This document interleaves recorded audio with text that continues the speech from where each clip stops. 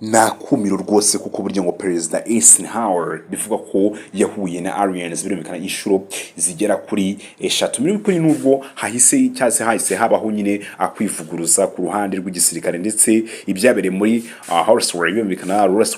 bigakomeza kugirwa ibanga ikomeye. Urubuga rwa Wikipedia rutangaza ko mu gihumbi 1978 Wobitoni Lieutenant Colonel wari warasezerewe mu ngabo Wobitoni Jess Marsley birumvikana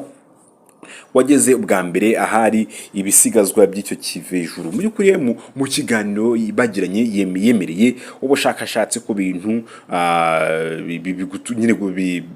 bigaruka nyine mu kirere bitazwi icyo bitabitwa ni fragments. Mu byukuri rero ko ibisigazwa by'icyo nyine cyogajuru cyaguye muri Roswell birumvikana byari nk'igikintu giturutse ku wundi mubumbe utazwi